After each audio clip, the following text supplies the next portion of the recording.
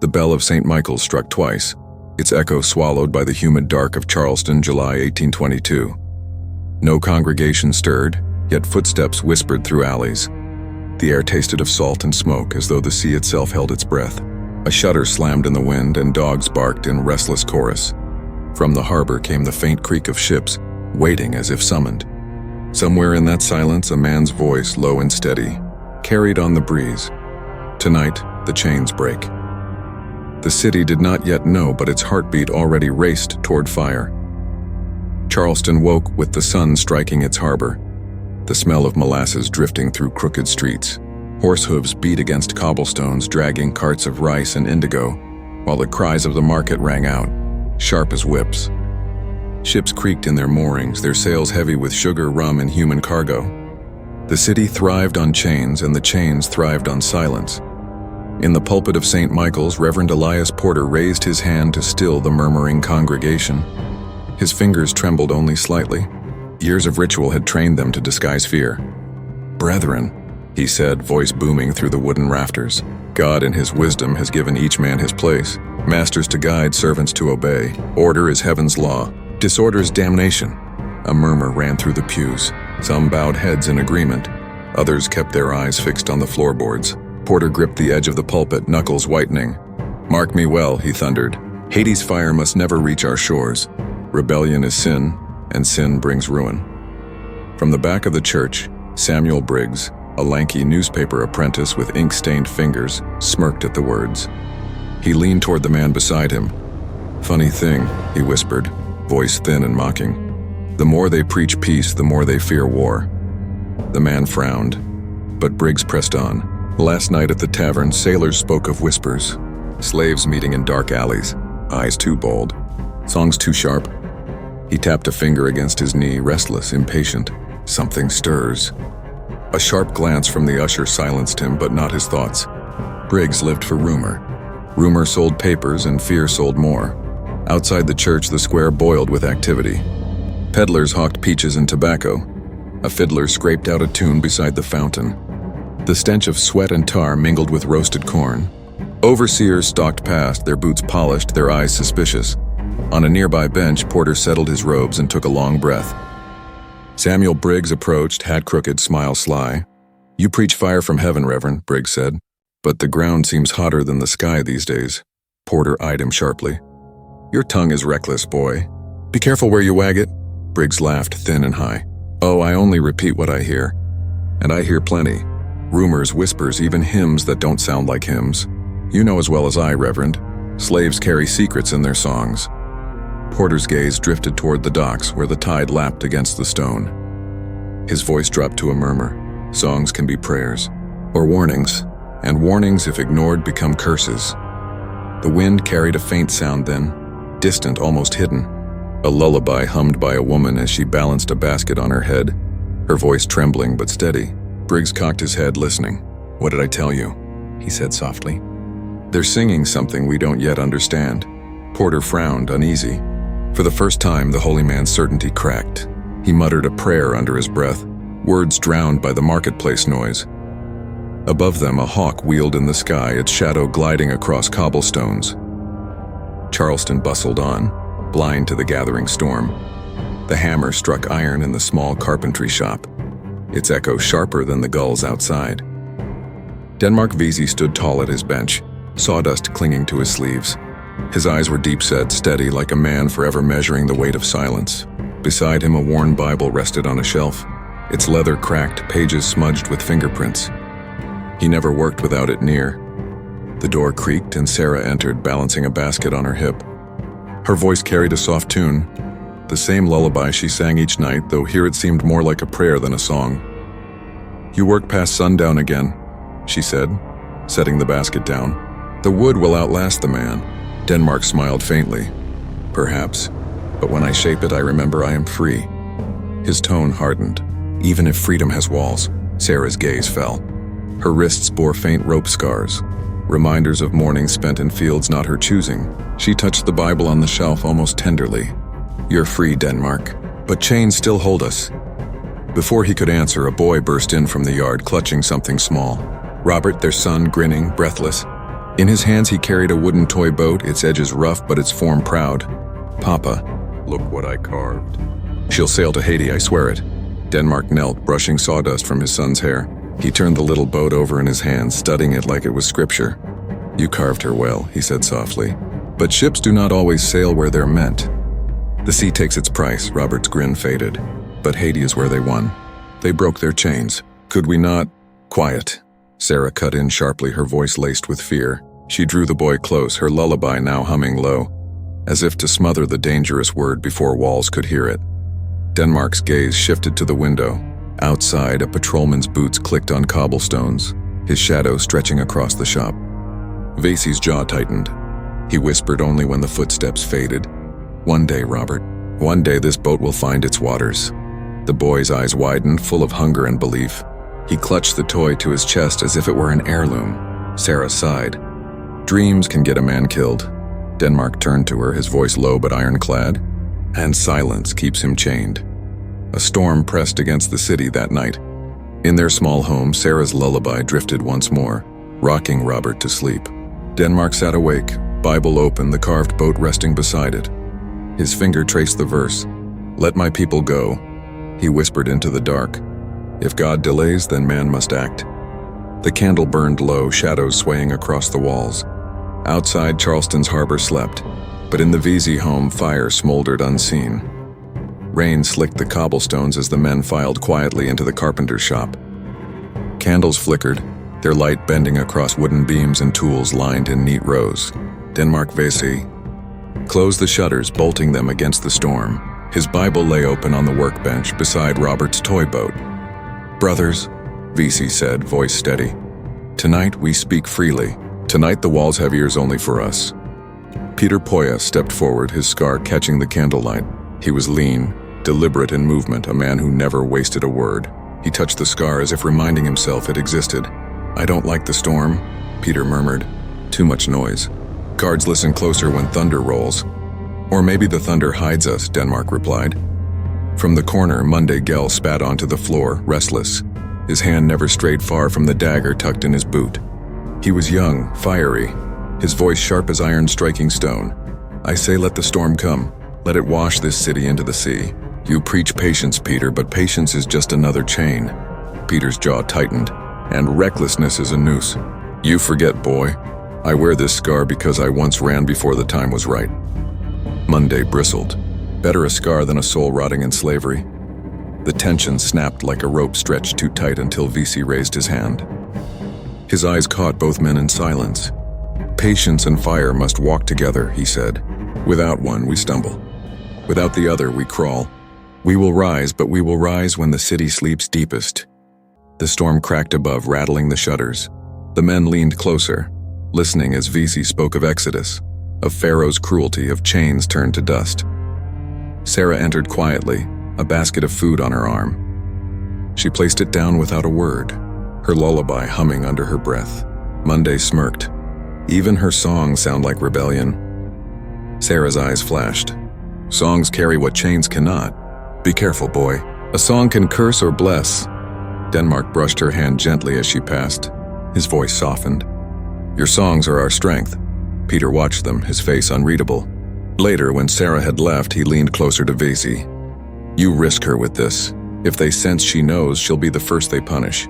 Denmark's hand tightened on the Bible. "They already punish her, Peter, every sunrise, every lash. I cannot free her with words. I will free her with fire." Monday grinned, his dagger gleaming as he drew it half from the sheath. "Then say the word and we'll paint Charleston red." "Not yet," Vesey said firmly. "We need men. We need ships. We need silence."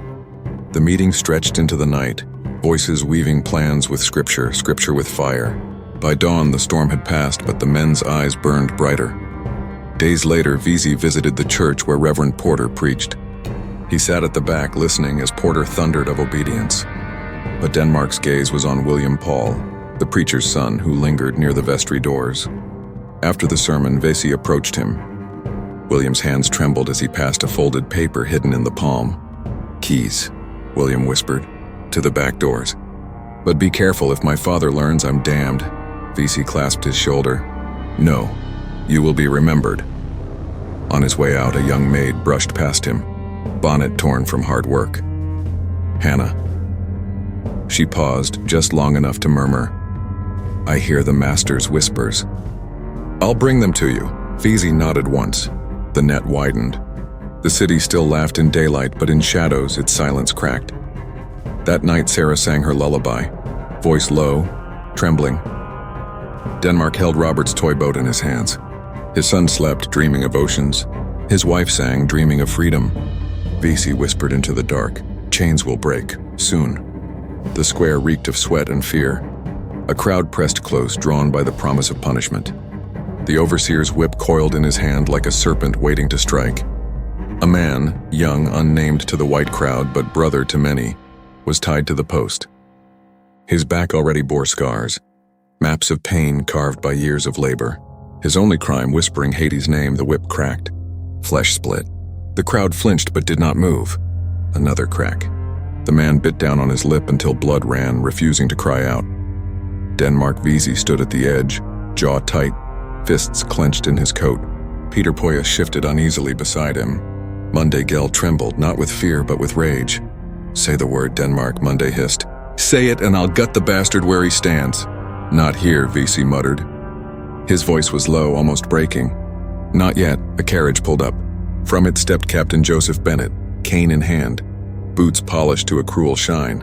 His face was florid, eyes sharp, lips curled in a smirk that tasted of brandy. He tapped the ivory cane against the cobblestones as if keeping rhythm with the whip. "Well, well," Bennett drawled, addressing no one and everyone. "Charleston must keep its order. If a man cannot hold his tongue, the whip will hold it for him." He noticed Vesey in the crowd. Recognition flickered. He approached, leaning on his cane, the air thick with his cologne and arrogance. "Denmark Vesey," he said, savoring the name. "The carpenter who thinks himself a man. Freedom suits you poorly. You may walk the streets, but your blood will never be free." The crowd hushed. Vesey met his gaze, silent, the Bible's verses echoing in his chest. He felt Sarah's lullaby in the back of his mind, Robert's wooden boat in his pocket. Bennett leaned closer, voice low. "You watch your step, carpenter. Chains may have slipped from your wrists, but chains remain in the heart, and I know how to tighten them." He tapped Vesey's chest with the cane, sharp enough to sting, then turned back to the whipping. The overseer raised his arm again. The third strike split the air. The man tied to the post finally screamed. Vesey turned away, his face pale but eyes burning. Monday gripped his dagger. Peter pulled him back. "Not now," Peter hissed. "We strike too soon, we all die." Monday's voice cracked. "And if we wait, how many more scream before we act?" Vesey's hands shook. He pressed them together as though in prayer.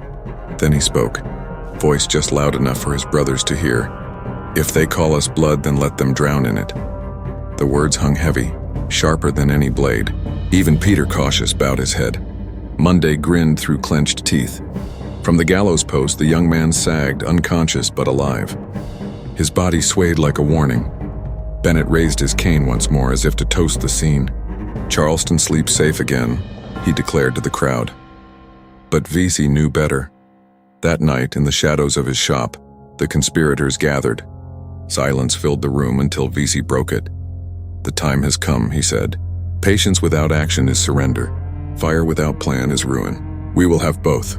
Sarah listened from the doorway, her lullaby hushed but trembling. Robert clutched his toy boat, eyes wide. The storm had begun. The city slept under a heavy summer heat. Mosquitoes hummed over stagnant water. Dogs barked in alleys, and lanterns flickered in windows like wary eyes. Beneath it all, whispers moved faster than the night breeze. Denmark Vesey's shop became more than a place for wood and nails. By day, hammers struck planks. By night, voices struck sparks. Men slipped through the back door, field hands, sailors, preachers, each carrying secrets heavier than chains. Monday Gell leaned against the wall, sharpening his blade on a stone. 100 strong already, he muttered. 200 if we count the dock workers. Peter Poya shook his head. Numbers mean nothing if tongues wag. One loose mouth and Bennett will sniff us out. He had a habit of tapping his foot when nervous, and the room carried the rhythm like a drumbeat. Vesey paced the floor, Bible open in his hand. Exodus tells us, "The Lord said, I have surely seen the affliction of my people." He did not free them with whispers. He freed them with fire. A murmur of assent rippled through the men. In the corner, A young sailor named Rolla whispered, "Ships wait in the harbor. If we seize them, Haiti welcomes us. We can breathe free air." Monday spat on the floor. "Run after all they've done?" "No, brother. We bleed here. We make Charleston choke on its own smoke." The room divided, half longing for escape, half hungering for vengeance. Vesey raised his hand, silencing them. "Both paths demand courage," he said softly. "But one path leaves our children in chains. The other breaks them forever." Sarah entered quietly, carrying bread and water. Her eyes scanned the men, pausing on their daggers, their clenched fists, their trembling shoulders. She set the tray down and whispered, "If you fight, fight knowing the mothers will bury sons. Even the victors grieve." For a moment the room was still. Only the cicadas sang outside. Peter broke the silence. "We need arms. Muskets, powder, blades. The city arsenal is guarded but not impenetrable." Monday grinned. "Then we bleed them with their own steel." A voice from the doorway interrupted. "And how do you plan to keep such fire hidden from the hounds?" It was an old preacher, Gullah Jack, his hands smelling of herbs and smoke. He shuffled forward, a string of charms around his neck. His eyes burned with a strange calm. "Steel alone won't win," he said. "Fear wins. Shadows win. I will give you charms to blind their eyes, to silence their ears. They will strike at air while you strike at flesh." Some laughed nervously. Others crossed themselves. Vesey studied him, then nodded. "Every tool has its place, even shadows." The meeting ended with a vow. Each man pressed his palm to the Bible. One by one they whispered, "Freedom or death." Outside, a storm brewed over the harbor. Thunder rolled across the sky like distant drums of war. The bell of St. Michael's tolled midnight. Its echo rolled through Charleston's narrow streets, rattling shutters, stirring dogs, making even the drunkards in taverns pause. The sound was meant for prayer. Tonight it was the drumbeat of rebellion. In a cramped back room, Vesey stood with Monday Gell, Peter Poyas, Rolla, and Gullah Jack. Their faces glistened with sweat, lantern light carving hollows under their eyes. "Tonight," Vesey said, voice low but burning, "chains shatter." Monday tightened the rope around his wrist, a makeshift band to keep his dagger steady. "If we die, let it be loud enough to wake the graves." Peter kept tapping the table with a coin. The clinking had become a warning signal, a heartbeat of doubt. Rolla shifted uneasily. "Ships are ready, but whispers already spread. I saw patrols doubled near the arsenal." Gullah Jack laid charms on the table, small pouches of bone and red cloth. "Carry these. They will blind the enemy. Fear will rot their courage." The men pressed them into their palms like lifelines. Then, knocking, 3 sharp raps, a signal. A young boy slipped in, barely 12. His name was Samuel, son of a washerwoman. His eyes darted like a hunted bird. "They know," he whispered. "The mayor's men. Riders already on King Street. They're coming here." The room froze. Peter cursed under his breath. "Someone's tongue betrayed us." Vesey's jaw clenched. "Who?" No answer came. Only the sound of Samuel's shallow breathing. Monday slammed his fist on the table. "We fight now. We strike before they chain us." Vesey raised a hand. "No, not like cornered beasts. We choose the ground." But it was too late. Outside, boots thundered against cobblestones. Voices barked orders. The scrape of steel unsheathed in the night. Sarah appeared in the doorway, hair loose, face pale. "Denmark," she whispered. "Run." He looked at her, just for a moment. Then he shook his head. "They'll never write that Vesey fled." The door burst open. Officers poured in, muskets raised, lanterns blazing. Among them, Mayor James Hamilton, his white gloves gleaming, his eyes sharp with triumph. "Well," Hamilton sneered, "the carpenter builds nothing but gallows for himself." Monday lunged, blade flashing. Shots rang out. Smoke filled the room, acrid and choking. Samuel screamed. "A man fell, no one saw who. Seize them," Hamilton roared. Chaos tore the room apart. Vesey grappled with 2 soldiers, his hands gripping steel like it was his own flesh. Peter tried to fight but was clubbed down, coin rolling across the floor. Rolla fled through the back, vanishing into shadows. Gullah Jack stood still, muttering in tongues, throwing his charms like sparks. A soldier struck him down with the butt of a musket. Vesey staggered, bleeding from his shoulder. He turned toward Sarah, who stood frozen against the wall. "Remember," he gasped, "chains break." They dragged him away in irons. The sound of links scraping stone echoed through the street louder than any church bell. The trials began within days. Packed courtrooms reeked of sweat and fear. White judges stared down from high benches, determined to make an example. Peter, bruised and broken, was dragged before them first. Hamilton leaned forward. "Confess, and perhaps your death will be swift." Peter spat blood onto the floor. "We only sought what you fear most, justice." The gallery gasped. Hamilton's face hardened. "Then justice you shall have." One by one the men were called. Some begged. Some cursed. Monday stood tall, even with chains digging into his wrists.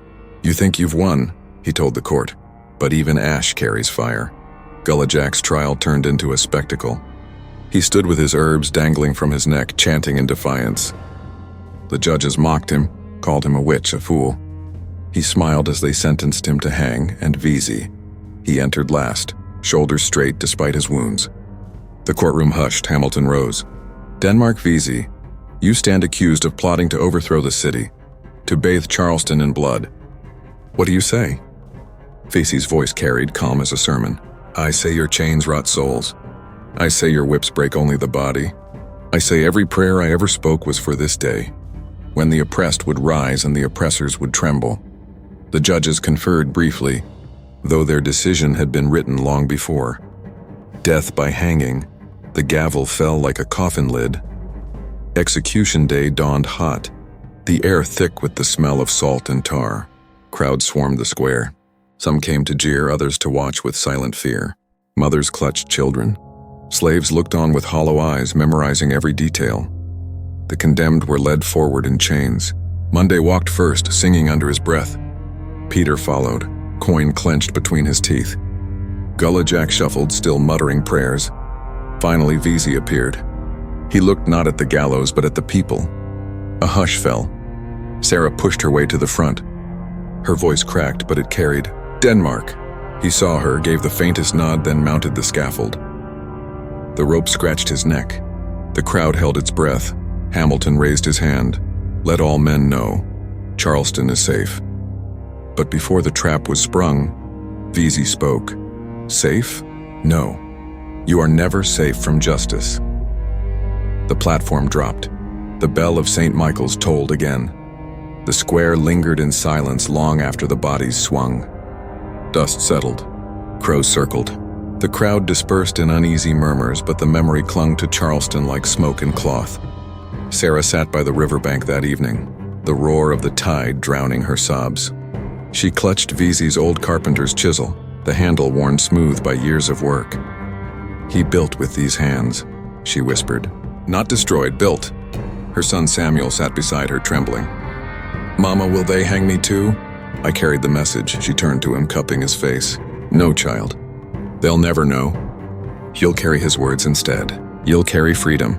The boy's eyes welled. "But they killed him." Sarah pressed his small hand against her chest. "They killed his body, not his fire." Across town in a cramped cell, Rolla waited for dawn. He had escaped that night, but betrayal and capture came swiftly. His trial had ended with death like the rest. He whispered to himself in the darkness, rocking back and forth. "I saw Haiti," he murmured. "Blue water, free air. I almost touched it." A guard struck the bars with his baton. "Shut your mouth," Rolla only smiled. "You'll never touch what I saw." The victims carried hope and terror both, knowing their names would be spoken in hushed tones, their fates sealed as warnings. Mayor James Hamilton sat at his desk, hands clasped, eyes red from sleepless nights. Papers lay scattered, lists of names, testimony, orders for more patrols. The rebellion had been crushed, yet he felt no victory. A councilman entered, slamming the door. "You must hang more, dozens more. If even a whisper of rebellion lives, Charleston will burn." Hamilton rubbed his temples. "Do you not hear the city already burning? Every rumor, every shadow. They think we are surrounded." The councilman leaned forward. "Then strike harder." Hamilton nodded slowly, though his stomach turned. "Then strike harder." The next week, gallows were built again. More men dragged through the courts, their fates sealed before the gavel fell. The smell of death thickened the air, mixing with salt and sewage until even the oppressors gagged on it. But behind their show of strength was fear.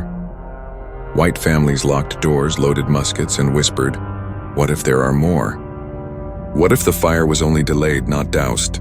Hamilton wrote to his allies up north, "We have kept Charleston safe, yet safety now feels like standing on dry timber." The enslaved of Charleston moved in silence. Every lash of the overseer's whip seemed sharper, every order harsher.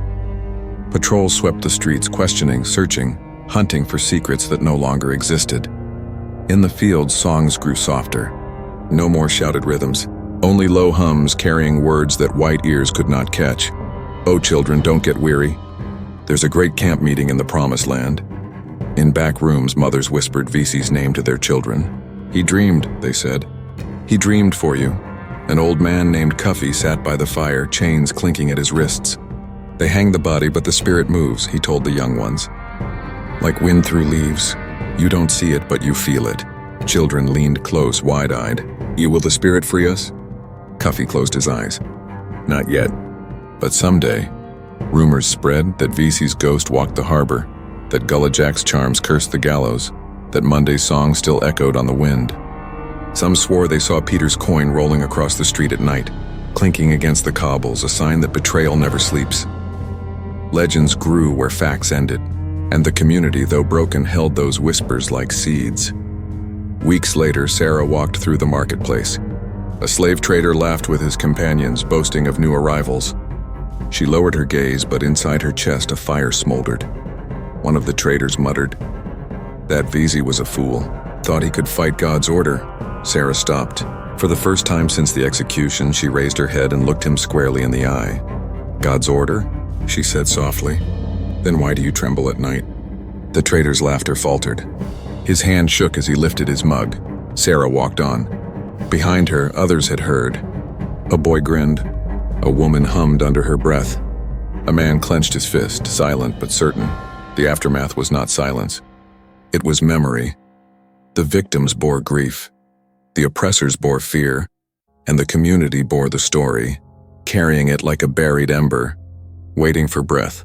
Years passed, but the name Denmark Vesey refused to stay buried. It moved like smoke through Charleston, impossible to grasp, impossible to kill. Among the enslaved, he was no longer just a carpenter. He was a prophet, a shadow, a warning whispered under breath. Mothers told his story as lullabies, their voices low, their words wrapped in fire. "Sleep, child, sleep. Chains can break." Vesey said so. Children who had never seen him grew up swearing they had dreamed of his eyes, calm, defiant, watching over them from the gallows. The white elite tried to erase him. Court records were locked away. Newspapers printed half-truths. Pastors thundered from pulpits.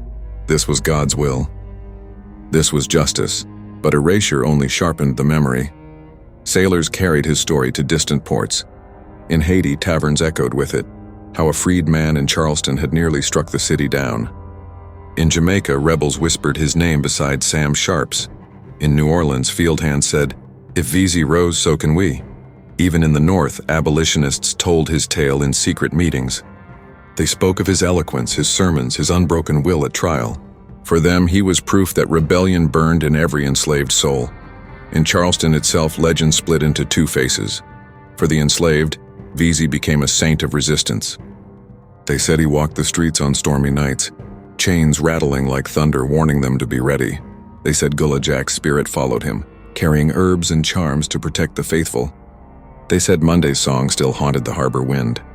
For the oppressors, Vesey was a ghost of fear. Mothers hushed children with his name, "Sleep or Vesey will come." Overseers woke from nightmares of burning houses, of black figures rising from the fields with torches. Politicians invoked him whenever they demanded harsher patrols, stricter laws, tighter chains. He had become the city's permanent wound. Sarah grew old with his memory.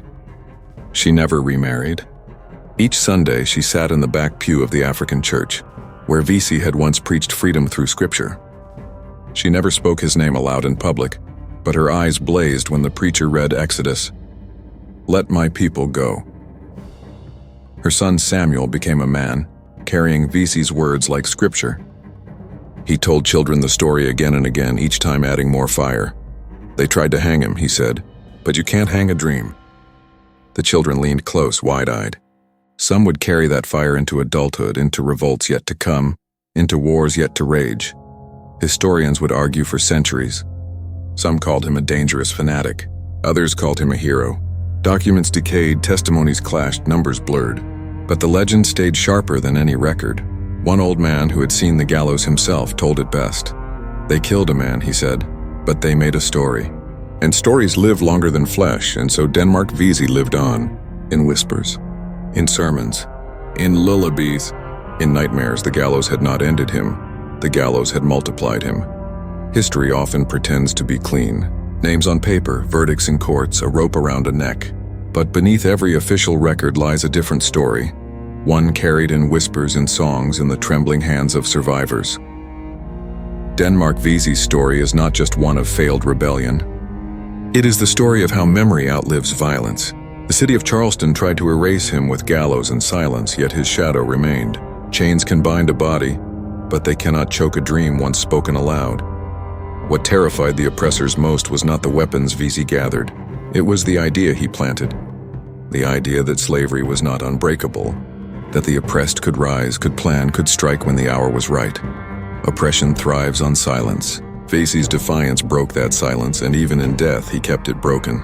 His last words, his unbent posture, his refusal to beg, all became weapons sharper than daggers. But rebellion also carries grief.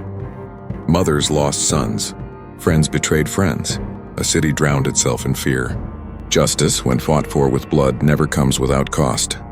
That is the paradox Vesey's story forces us to face. Freedom demands sacrifice, but oppression demands it too. So what endures? Not the gallows, not the judge's sentences, not the mayor's triumph. What endures is the fire Vesey lit, carried in secret, carried in song, carried into futures he would never see. History may call him traitor or hero, but one truth is certain: he refused to bow. And that refusal still echoes long after rope and record have rotted. The night Denmark Vesey swung from the gallows, the city cheered. But beneath those cheers was fear. And fear has a way of feeding fire, not extinguishing it.